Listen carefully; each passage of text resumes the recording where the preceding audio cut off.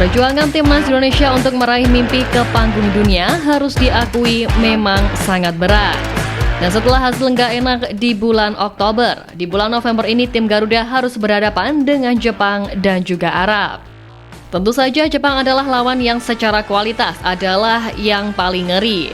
Dan itu tergambar jelas dari daftar 27 pemain yang dipanggil Hajime Moriyasu, di mana 90% pemain yang ada adalah mereka yang merumput di Eropa, bahkan sebagian besar dari mereka adalah pemain inti di klubnya.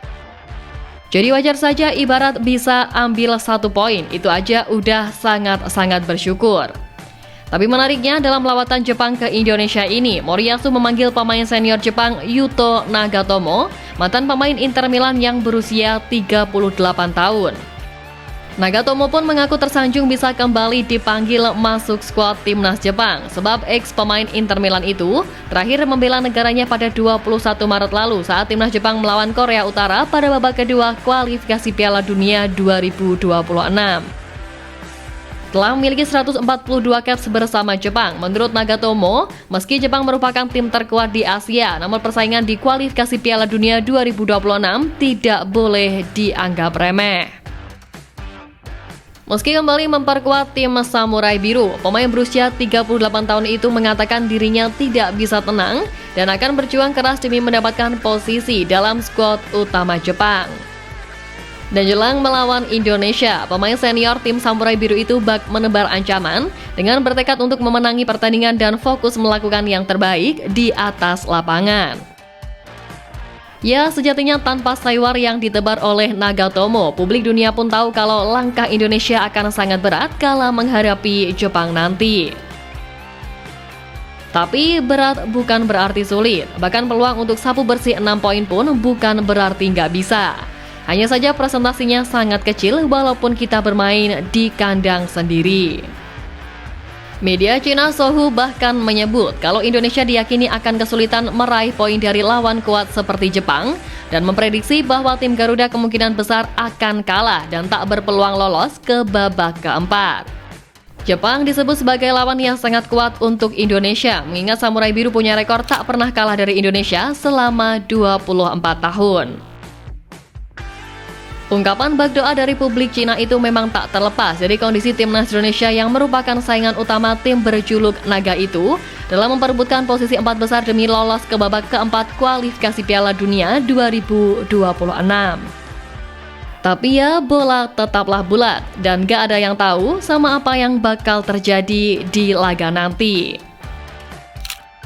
Di lain sisi, momen menarik terjadi pada pelatih Jepang Hajime Moriyasu yang meminta maaf pada Sintayong dalam konferensi pers pengumuman pemain di kota Chiba 7 November lalu. Dalam insiden tersebut, Moriyasu ditanya oleh seorang jurnalis tentang Sintayong yang menjadi pelatih skuad Garuda. Namun Moriyasu salah menyebutkan nama pelatih asal Korea Selatan tersebut menjadi Kim Tae-yong. Moriyasu sempat tidak menyadari kesalahan penyebutan nama STY hingga akhirnya Direktur Timnas Federasi Sepak Bola Jepang Masakuni Yamamoto berbisik bahwa nama yang seharusnya disebutkan adalah Sintayong bukan Kim Tae-yong. Karena itu Moriyasu dengan sigap mengatakan, "Saya sangat menyesal Tuan Sintayong, saya salah mengucapkan nama Anda sebelumnya."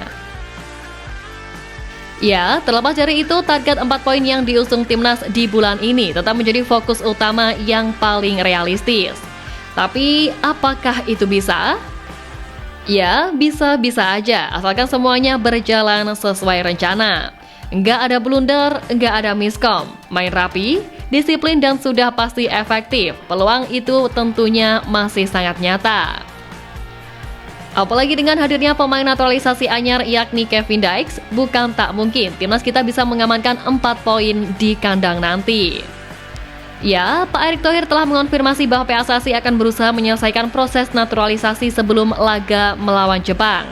Meski belum tahu nanti bisa diturunkan atau enggak, namun terpenting Pak Erick mau Kevin hadir saat menghadapi Arab Saudi nanti.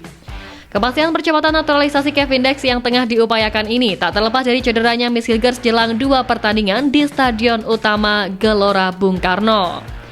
Jelang membela tim Garuda, Hilgers sangat disayangkan harus mengalami cedera saat membela FC20 hingga tak dibawa tim saat ditahan imbang UGC Nice pada Jumat 8 November kemarin. Karena itulah, Miss Hilgers telah dikonfirmasi sedang menjalani pemulihan cedera hamstring. Kemudian setelah dipastikannya Kevin menyandang status WNI kemarin, kini sang pemain tengah menjalani proses perpindahan federasi yang harapannya bisa rampung tepat waktu. Agar sang pemain pun dapat menambal posisi Miss Hilgers di laga melawan Jepang dan Arab nanti. Miss Hilgers sepertinya tidak akan memperkuat timnas. Tapi apakah Kevin Dykes bisa bermain melawan Jepang? Kita sedang urus administrasinya, jadi kita sedang coba melakukan percepatan untuk mempertebal lagi tim nasional kita. Ya, sudah pasti proses Kevin Dykes memang diharapkan bisa kelar tepat waktu. Namun kita juga harus tahu kalau proses ini juga butuh peran dari KNVB selaku federasi asal Kevin itu sendiri. Nah, yang jadi menarik, KNVB bisa-bisa saja membantu proses perpindahan federasi itu dengan cepat. Tapi kayaknya untuk kali ini ada syarat yang tak tertulis yang harus dijalankan, yang mana itu sejalan dengan keinginan publik Belanda yang berharap kalau pemain udah dinaturalisasi dengan proses cepat serta melibatkan banyak pihak, jangan pas pertandingan dia malah nggak dipakai, macam kasusnya Eliano Reinders pas lawan Cina.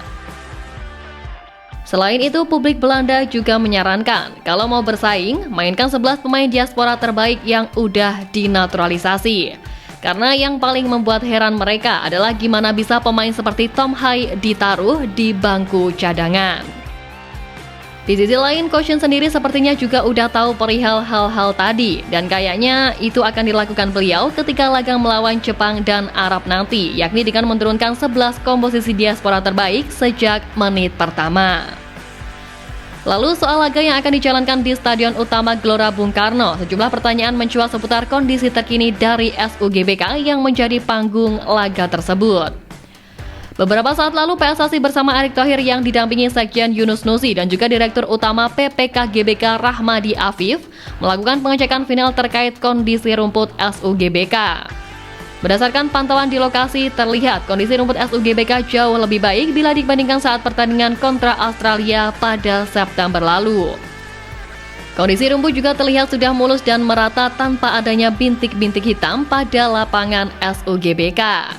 Kendati begitu, masih ada beberapa bagian rumput SUGBK yang masih menguning dengan warna hijau yang belum merata.